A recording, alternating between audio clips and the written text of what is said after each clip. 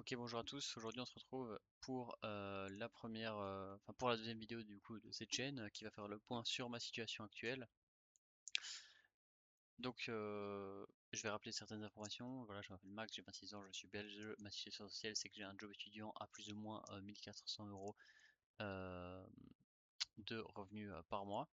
Euh, Dans la dernière vidéo, j'avais un certain montant de dette, donc qui s'élevait à plus ou moins 1300 euros, ok, que j'avais pris, ces dettes étaient redevables à certains membres de ma famille, notamment mon frère et mes sœurs. Et je n'avais du coup aucune éducation financière, aucun investissement, aucun compte épargne, etc. Entre-temps, bien sûr, avec toute la vidéo que je vous ai donnée avant, donc j'ai ouvert mon compte épargne, j'ai ouvert notamment également un nouveau compte bancaire, j'ai fait pas mal de modifications et, j'ai décidé de tenir un budget. Ok. Grâce à ce budget, j'ai réussi à me libérer de toutes les dettes que j'avais. Ok. Et donc on est à une situation maintenant où je suis libre de toute dette, mais je n'ai cependant toujours aucun investissement et ça va encore rester un petit temps dans ce point-là parce que je n'ai pas encore la stabilité suffisante pour pouvoir avoir un schéma qui se répète tous les mois. Ok, donc avant même de passer à la suite, on va faire un petit point budget. Donc on voit par exemple ici que j'ai fini le mois de novembre, même si nous sommes le 29 novembre toujours. Mais j'ai préféré faire comme ça parce que c'était plus facile de me représenter mes dépenses en commençant déjà maintenant pour le mois de décembre. Donc on voit qu'au final, dans les objectifs, par exemple pour le mois de novembre, tous les mois j'avais 1300 et ici j'ai touché 2008 parce qu'en fait il y a un salaire qui était de fin octobre que j'ai rentré dans novembre et il y a également un salaire que j'ai touché vraiment à la fin du mois de novembre qui est aussi rentré en novembre. Donc en fait j'ai deux salaires en trop dans ce mois de novembre, un salaire qui doit normalement être en décembre et un salaire qui doit normalement être en octobre. Euh, mais comme ce revenu-ci en fait était un peu exceptionnel, j'ai décidé de garder ça au mois de novembre et avoir les dépenses. Et alors j'ai créé également une nouvelle catégorie ici qui s'appelle l'apport du mois précédent. Même si normalement ici la balance mensuelle doit être égale à zéro et d'ailleurs cette catégorie a pour objectif au fur et à mesure d'être supprimée, et bien cette balance mensuelle en fait c'est 123 euros. Donc une partie de mon salaire que j'ai eu qui était décidé à décembre va être en fait euh, accumulé ici au mois de décembre. Donc ça reste toujours intéressant. Donc on voit notamment que j'ai fait, voilà, on voit par exemple au niveau des dépenses, hein, que ici normalement je devais avoir 71 euros pour mon abonnement tech et au final j'ai mis 88,75 euros de côté pour cet abonnement tech. Donc j'ai dépensé plus pour la simple et bonne raison qu'en fait j'ai 5 salaires, je crois un truc comme ça, voire même 6 dans ce mois de novembre. Et donc il y a une semaine en plus vu que j'étais payé à la semaine qui a été de côté. Donc ça c'est vraiment important à comprendre et je vais garder ce surplus entre guillemets d'argent qui est pour l'instant sur mon compte épargne euh, parce que va y avoir par exemple certaines situations qui vont changer. Donc au niveau de cette situation, donc là on voit que bah, tout s'est bien passé. Voilà, j'ai réussi à rembourser 1166 euros et déjà maintenant 300 alors que le mois de décembre vient de commencer et ceci c'est pour une réponse qui va venir ici. En fait, j'ai épuisé totalement mon quota d'heures étudiant pour l'année 2025. Voilà, à savoir qu'il me reste encore 2 mains où je vais travailler et ensuite quelques heures après, vous voyez qu'il me reste que 10 heures restantes pour tenir le mois de décembre. Alors si vous faites le calcul, 10 fois 12,85, c'est le montant que je suis payé, c'est 85 ou 82. Et bien ça fait pas beaucoup, hein. 10 fois, 10 fois 12, ça fait 120 euros. Tenir le mois de décembre avec seulement 120 euros, je vous avoue que ça va être un peu compliqué. Euh, et donc, à ce moment-là, j'avais pas forcément trop de solutions. euh, Parce que en fait, il m'était venu trois solutions, quoi. La première, c'était de demander le revenu d'intégration sociale, ok? Parce que ouais, comme je suis toujours étudiant euh, et que bah, j'ai utilisé toutes mes heures étudiantes, je me suis dit que j'allais pouvoir potentiellement avoir accès à ce revenu d'intégration sociale qui est donc fourni par le CPAS. Cependant, comme je vis toujours chez mes parents, même si, bah, comme on peut le voir ici dans mon, euh, dans mon budget, eh bien, j'ai quand même pas mal de charges, enfin pas mal de dépenses, même si ici le principal, donc le loyer et les charges ne sont pas pour, euh, pour moi, eh bien j'ai quand même voilà l'abonnement internet c'est ce qui est payé par mois, l'abonnement GSM, mais ça je comprends totalement, l'abonnement tech, euh, la mutuelle qui est maintenant la mienne parce que j'ai 26 ans, les dettes on va passer, mais mes courses 400 euros, donc si on considère ça, ça fait que par mois au final j'ai plus ou moins 500 euros, un peu plus, 550 euros, voire même encore plus, de dépenses, bah, alors que je ne suis toujours étudiant, quoi. Je suis censé toujours être assumé par mes parents, mais malheureusement ce n'est pas le cas. Donc ça c'était le premier truc, donc le RIS, sauf que ben voilà, dans le calcul du RIS pour le CPS, les revenus de ma mère rentrent en jeu, les revenus de mon petit frère qui lui travaille également rentrent en jeu, mais ça n'a aucun sens de toucher ce revenu-là de mon côté parce que bah, c'est mon frère. Enfin voilà, c'est assez compliqué. Je suis un peu déçu de la part du CPS de ne pas du coup prendre en compte certaines. Enfin, c'est pas le CPS, je pense que c'est même plus haut, de ne pas prendre en compte bah, les cas particuliers, etc. Mais malheureusement, c'est comme ça. Une autre idée que j'ai eue, voilà, avec laquelle j'ai pas encore fait forcément les démarches, c'est le service social de l'ULB. Donc ce service social pour des étudiants du LB va potentiellement pouvoir plus m'aider. Maintenant, je vous avoue que j'ai mis encore des doutes sur le fait qu'ils vont pouvoir potentiellement me donner de l'argent. Ça, j'ai vraiment de gros doutes. Par contre, ils pourraient peut-être me donner une sorte d'aide alimentaire ou quelque chose comme ça. Ça, ce serait vraiment intéressant parce que du coup, ça veut dire que le reste à la place de le dépenser, cet argent dans les courses, eh bien, j'aurai l'aide de l'ULB. Et la dernière solution que j'avais potentiellement envisagée, c'était du coup bah, de passer en CDD ou en intérimaire, et donc d'être taxé comme un vrai travailleur, euh, un vrai employé en fait, là où je fais mon job étudiant. Ouais, le problème avec un CDD, enfin le problème avec l'intérim, c'est que eh bien on ne travaille pas encore pour ses jours de congé, etc. Donc c'est pas forcément quelque chose de plus intéressant, surtout que voilà ça compte pas. Si je me trompe pas, ça compte pas dans le chômage. Je suis pas 100% sûr, mais voilà ça c'est pas super cool. Par contre, voilà, par contre, le CDD, lui, va avoir ce point positif-là, c'est que les jours de congé vont déjà être pris en compte. Malheureusement, je vais perdre ma flexibilité horaire que j'avais en tant qu'étudiant. En tant qu'étudiant, je donnais mes disponibilités et après, j'étais ou pas mis à l'horaire, mais ça ne relevait plus de moi. Mais je pouvais tout simplement dire, bah voilà, pendant 3 semaines, je suis plus dispo parce que j'ai envie de faire autre chose. C'est ça aussi d'être étudiant, c'est pouvoir me concentrer sur mes études. J'ai aussi des examens quoi, en janvier à devoir passer et ça, c'est quand même assez important. Euh, pour l'instant, j'ai pas eu à répondre au final à ces trucs parce que le jour où j'envisageais de prendre mon CDD, un CDD parce que je voyais que ça comme solution, eh bien j'ai reçu ma bourse et donc c'est pour ça en fait que ici dans le budget 2025, vous voyez que j'ai mis ce salaire. En fait, c'est pas un salaire, c'est la bourse que j'ai décidé de mettre là, mais parce qu'elle va remplacer en fait mon salaire pour le mois de décembre. Donc ça va me permettre de tenir le mois de décembre. J'espère que ça va également pouvoir me faire tenir une partie du mois de janvier parce que ben, mes examens sont plus ou moins à mi-janvier et j'aimerais ne pas travailler ou travailler le moins possible en janvier afin de me concentrer du coup sur mes examens. Donc ça c'était vraiment le point numéro un pour ça et donc j'espère que ça va fonctionner. C'est aussi pour ça que j'ai pas forcément moyen de mettre beaucoup d'argent de côté et que je vais sûrement devoir puiser du coup dans dans ces fonds-là. Ensuite, la prochaine chose que j'ai forcément envie de vous dire, c'est que voilà, je commence déjà tout doucement, voilà, avec ma copine, on commence tout doucement déjà à regarder des potentiels appartements parce qu'en fait, je suis déjà en train de faire mon process d'interview pour avoir un vrai travail dans mes études parce que ben, le dernier examen que j'ai sera en janvier, donc je serai diplômé en janvier et avec l'objectif du coup de trouver un travail le plus vite possible afin du coup de rentrer dans cette stabilité, ok? Parce que là, le problème, c'est que, voilà, en décembre, du coup, je considère que je suis payé par mois parce que j'ai reçu ma bourse pour ce mois-ci, donc ici qui s'élève à 1289. Mais au niveau du coup de mon salaire de novembre, je suis payé par semaine, donc c'est vraiment pas facile en fait de juger tout ça. Je suis vraiment totalement instable.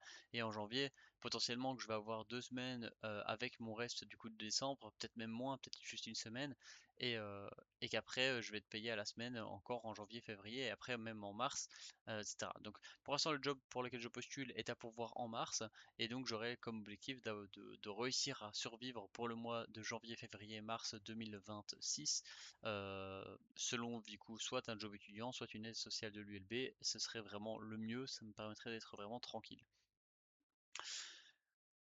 Donc avec ma copine, on commence déjà à regarder quels sont les moyens de louer, etc., certains biens à Bruxelles notamment, parce que c'est là où on veut vivre.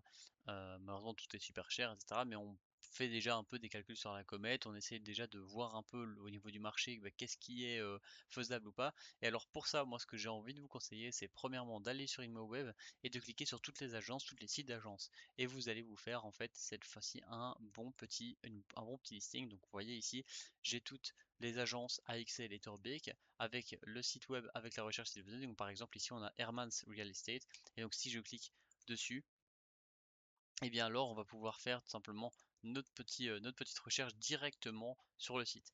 Bien sûr, au fur et à mesure que les,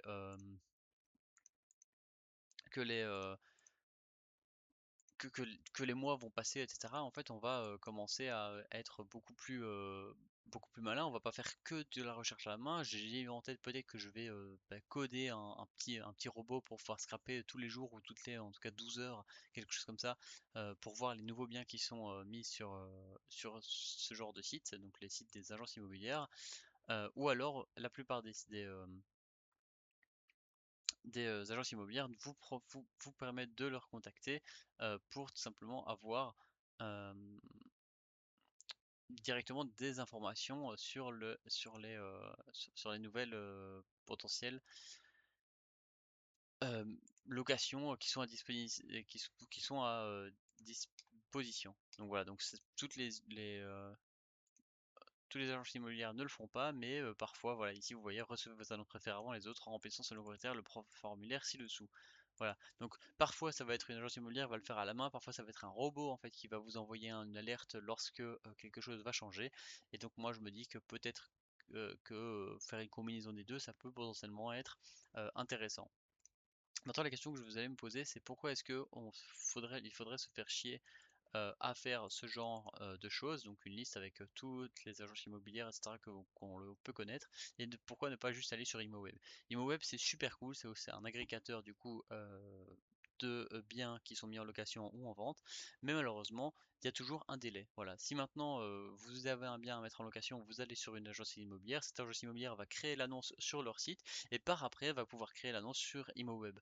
Voilà. Et donc si maintenant vous êtes très actif dans la recherche et tous les jours vous allez voir ces sites d'agences immobilières, vous allez avoir déjà un pas d'avance sur les autres potentiels locataires qui ne regardent que sur ImoWeb. Donc ça c'est vraiment super important. Ça vous permet en fait d'avoir de l'avance et donc d'être potentiellement le candidat euh, qui va avoir la location par rapport à un autre. Donc ça c'est le premier truc à faire lorsque vous avez envie de ça.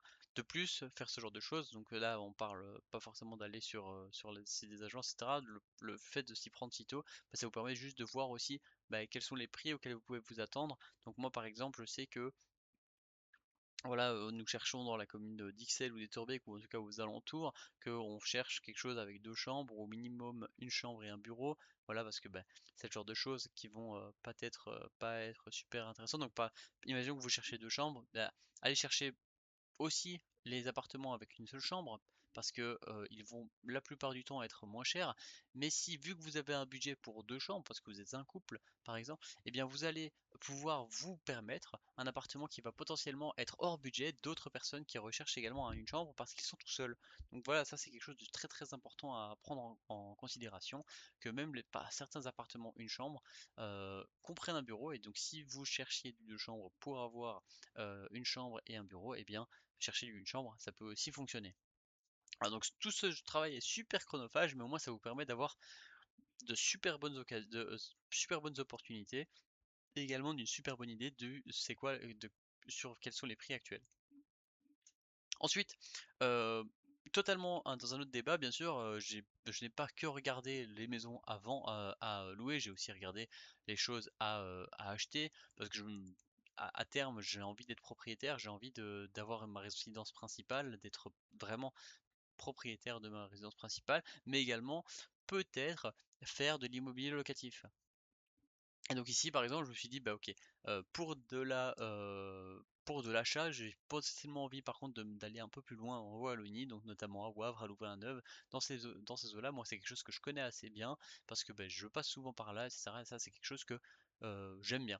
Donc, bien sûr, ici, on regarde des trucs qui sont vraiment très très petits, mais avec des gros potentiels du coup de rénovation. Moi, c'est quelque chose que j'ai vraiment envie de faire. Et de ce constat ici, hein, m'est venue en fait l'idée de me former un peu sur tout ce qui était le droit fiscal. Ah, donc se former, c'est vraiment super important. Et ici, on parle de droit fiscal parce que voilà, je comprenais pas tellement. Ok, ben qu'est-ce que sont les impôts sur les personnes physiques lorsqu'on va faire de l'immobilier locatif? euh, sur quoi est-ce que le propriétaire va être taxé? Pourquoi est-ce que lorsque vous avez votre déclaration d'impôt, vous êtes taxé autant, etc. Moi, c'est quelque chose qui m'intéresse, c'est quelque chose que je trouve vraiment super, super important et ça permet aussi de ne pas avoir de surprise. Et donc pour ceci, moi, je vous conseille un livre qui s'appelle Le Manuel de droit fiscal, euh, donc de Tibergen enfin de Tibergen. Malheureusement, ce livre, si vous le trouvez sur internet, que vous voulez le commander, il va être très cher. Voilà, il contient plus de 3000 pages. Mais moi, du coup, j'ai pu, grâce à l'université, avoir du coup ma copie digitale de ce livre. Et donc, je commence à le lire. Voilà, il y a beaucoup de choses à savoir. Mais lorsque vous êtes comme moi et que vous voulez pas forcément devenir fiscaliste, ça permet aussi juste d'avoir une idée. Donc là, vous allez voir par exemple une introduction, l'impôt sur les revenus, donc des personnes physiques, mais également euh, des sociétés. Donc ici, on voit par exemple les revenus des biens immobiliers, les revenus des biens mobiliers.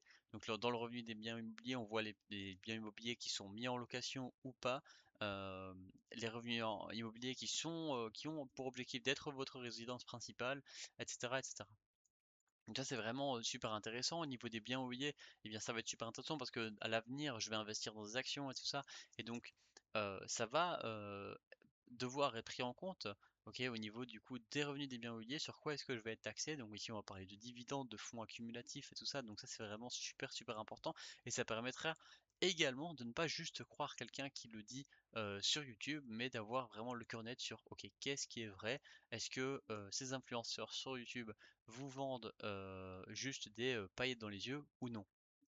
Voilà, après on a d'autres choses comme l'impôt sur les personnes morales, donc les ASBL, etc., l'impôt sur les non-résidents, les procédures, donc comment est-ce qu'on remplit par exemple, enfin quelles sont les différentes parties de la déclaration d'impôt, euh, les différentes sanctions, voilà, la TVA, enfin voilà, tout ça ce sera compris là-dedans et juste commencer à lire pour moi c'est vraiment super important. Bien sûr, certains termes sont vraiment assez compliqués donc pour ça, voilà, rien de mieux que ChatGPT pour savoir répondre à vos questions. Donc par exemple ici moi j'avais la question, euh, voilà, la Cour d'appel de Gand a décidé que la formulation de l'article 11 du Code sur l'impôt des revenus 92 a pour conséquence que les revenus de biens immobiliers ne peuvent pas être imposés simultanément au niveau du propriétaire et du possesseur du bien.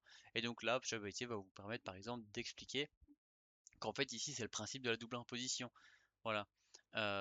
Et du coup il explique un peu est-ce qu'il y a de double imposition, est-ce qu'il n'y a pas de double imposition, etc. etc. Voilà, donc ça c'est pour moi super important, c'est super intéressant et ça vous fait aussi un peu rentrer dans le monde adulte. euh, Parce que maintenant vous allez savoir de quoi on parle quand on parle de revenu cadastral, etc., etc. Et aussi également le truc qui m'a fait le plus vouloir qui m'a fait le plus vouloir lire ce livre, euh, c'est quand j'ai entendu dire certains influenceurs dire ok en Belgique vous n'êtes pas taxé sur les loyers. Euh, voilà, si c'est du revenu net dans votre poche.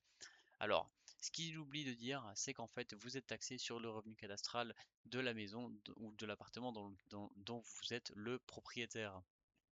Donc au final, vous payez tout de même une taxe, même si effectivement ce n'est pas sur le loyer.